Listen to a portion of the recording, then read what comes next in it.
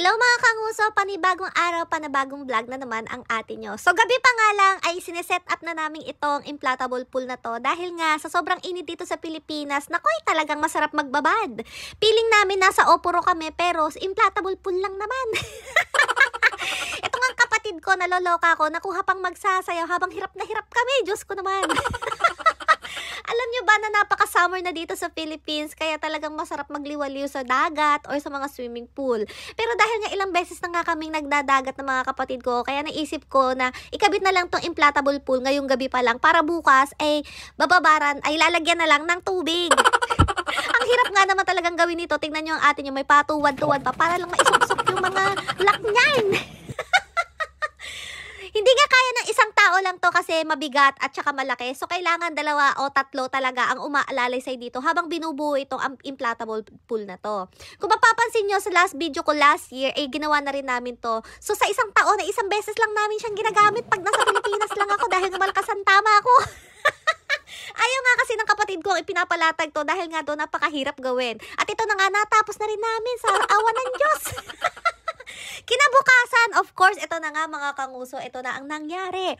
Nagpabili ako ng liempo at syempre nilinis ko na rin ang hipon dahil igagawin nating seafoods yan. Mixed seafoods butter mamaya. Ito na rin ang crab na pumapalagpa. Diyos ko, fresh na fresh from palengke. Dahil multi ang atin nyo, sinabay ko na rin ang pagpapakulo nitong mga shell dahil gagawa nga tayo ng macaroni salad. At ito na nga ang request sa mga kapatid ko dahil paborito talaga nila to ay ginawan ko sila ng chicken macaroni salad. Basic lang naman ang paggagawa niyan at ako lang ang gumagawa sa bahay niyan. So, minsan lang naman in a year, kaya pinagbigyan ko na sila. Once a year, ha? So, ito na nga sa labas, luto ng ating mixed seafoods na ginisa lang sa butter. Ano ba yan? Dahil nga tapos na ang lahat, niyaya ko na ang baby namin na tara na gabi, let's go na. Dahil okay na ang swimming pool at luto na rin ng mga foods. Ayan na nga ang bilis kumilos ng baby dahil excited na talaga yan. At ayan na nga, isinalpak na nga agad ni Obet yung chikiting namin dito sa swimming pool dahil nga kanina pa ito hindi mapakali. Ay Diyos ko, kitang-kita naman talaga sa baby namin na to na tuwang-tuwa dahil mahilig nga sa dagat yan at saka mga swimming pool. May pa-change outfit pa dahil nahuhubad nga daw yung kanyang swimsuit kanina. May pagkasirena nga din to itong baby namin kaya ang hilig talaga magbabad sa mga tubigan kahit saan. Kaya nga bumili din ako ng inflatable pool na to para yung mga bata kapag gusto nilang magbabad ay po pwede kahit sa bahay lang. O diba? Habang nga nag-enjoy kami dito sa bahay, ay hinihintay lang namin na maluto lahat ng pagkain. At tignan nyo nga naman napakaganda ng panahon ngayon, kaya nga saktong-sakto, welcome to resort dito sa bahay. Saktong-sakto ang mainit na panahon sa malamig na tubig. Habang nga nagchichismisan kami dito, abay, dumating na ang tropa nating malupit si Tulok. Ayan na. At syempre kasama niya ang kanyang anak. Sabi ko nga isama niya anak niya para naman ang baby namin may kasamang maligo at nakakatuwa nga naman kapag siya may kalaro. Sabi ko, Tulok, welcome to resort here in Chararan. Chararan na. Dumaretso nga si Tulok agad sa kusina at Diyos ko, kumuha na agad ng makakain dahil siya hindi pa doon nag-aalmusal tanghalian at gabihan. So set na yan. Mamaya ko na lang to sisingilin ng tropa kapag natapos siya makakain kung magkano ang nakain niya, pati ang na-order niya. At sinilip ko nga dito sa labas yung niluluto naming liempo kung paluto na dahil syempre andito na ang tropa. Kailangan namin ng liempo para kami may pulutan. At ito na nga sinimulan na ng atin yung ang pagtitimpla ng brand ko. Syempre walang iba kundi gin lang sa kalam. Tuwang-tuwa nga ako nagtitimpla nito pero medyo nag-iingat lang tayo dahil minsan na nga akong napaso dito. At ito nga nagulat ako.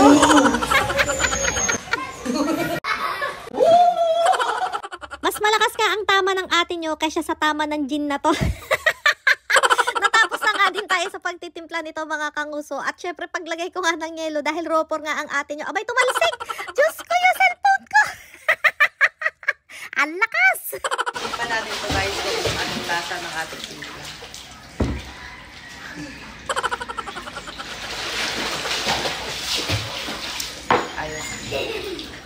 Ayos, matabang.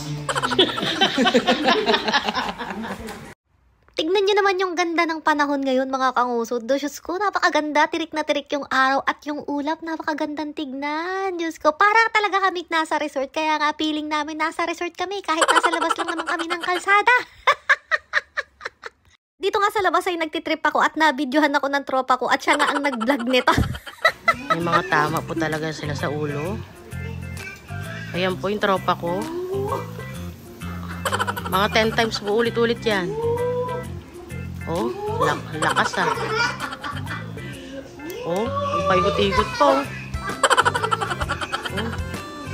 Oh, hilo to. Tingnan mo, maya-maya. Oh. Oh. Pati ako dali ah. Yan po. Pasensya na po kayo, may tama talaga sa ulo yan. Fuck.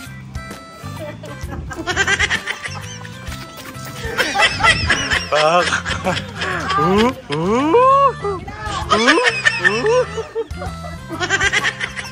Putay na, gagawin mo tako.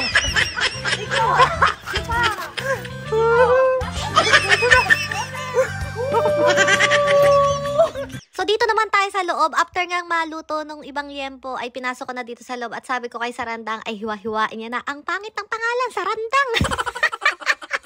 Kinuha ko na rin yung pinalamig ko na macaroni, chicken macaroni salad para kami ay may pulutan natin tulok. Dahil nga dito sa labas ay mga gutom na, so lahat ay nagsisikain na kumukuha na ng kanya-kanyang pagkain.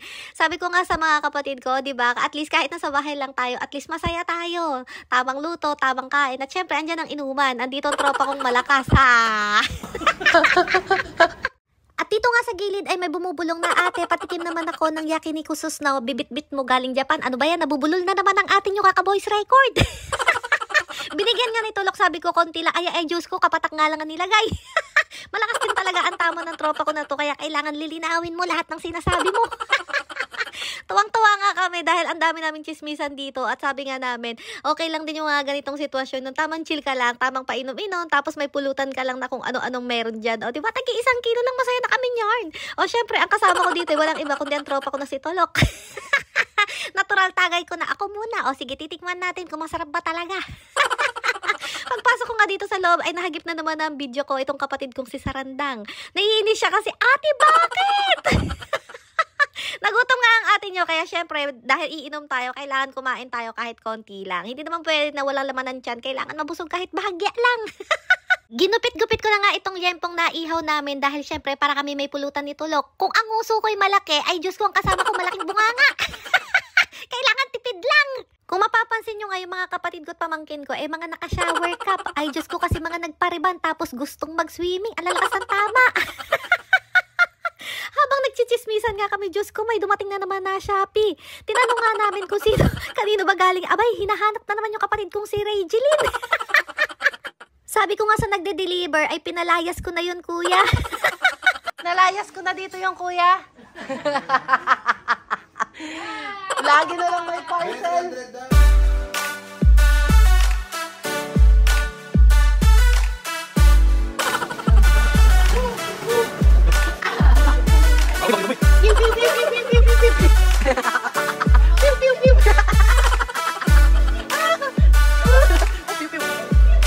Habang nagkakasiyahan nga kami, ay dumating itong si Genesis at may dalang chocolate. Sabi ko, abay, san mo na, dekwat yan.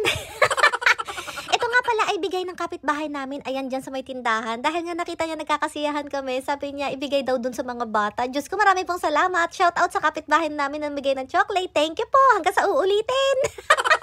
Tuwang-tuwa nga yung kapatid ko, ay wow, ate, gusto ko yarn. Huh?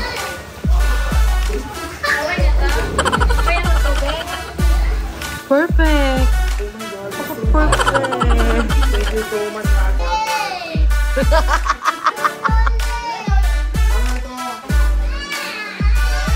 Yeah! Paano na ba yan? Oh! Wow!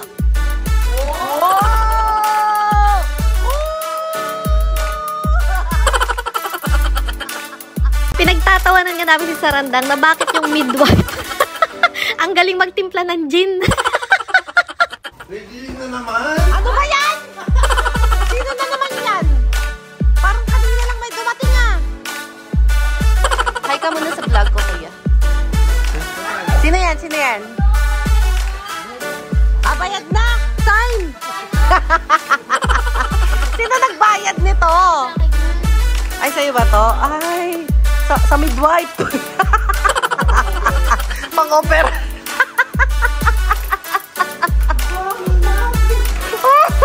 Gahan natin to, guys. Ito yung timpla ni midwife kong kapatid. Pati ka yung assistant. Matapang din. Ang tapang. At dito nga sa video na to, nag-start na kami ng session namin ni Tulok. O tignan nyo, baka mga upuan pa lang, mga galawan pa lang, talagang kala mo pang malakasan. Siyempre, ang pinagchichismisan namin dyan si Bangkay.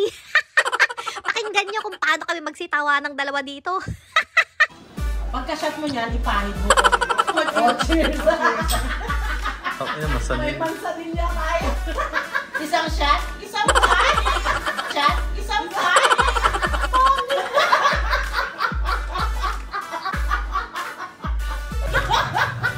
Tama ni Irene, may hug mo.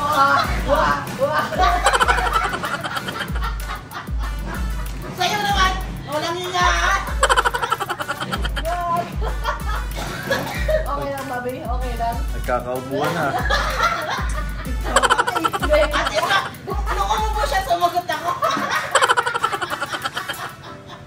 Ba't nagsutuwa to? Kaya nga may mansanilya sa gitna. May paalam sa ako na doon na lang may mansanilya na. May papo na. Ibig sabihin na ako, ito may tangan. Huwag ganun. Ayun! Pangit eh. Tama daw. Ano ako na naman? Nagtabawa ako. Ngayon, nanahimik lang ako. Tapos ko lang, di ba? May video. Then, i-rewind mo yan. Katapos na ni Jilin. Ay, ni ano? Tapos ko lang. Kasali ako. Pasyatin niyo ako, pasyatin niyo ako. Wala siya? Hindi ko na, ano? Oo nga, wala ka lang pasok talaga. Dalawa lang kayo nagsisyat eh. Dalawa lang pasala, nakaaway pa. Ayan na. Pangit yung kabanding. Wala lang.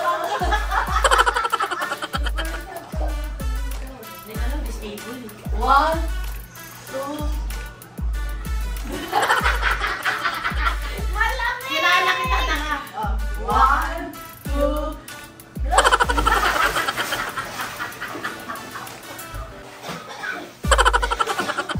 Iihiyag dyan sa bed. Ay! Silent lang yan.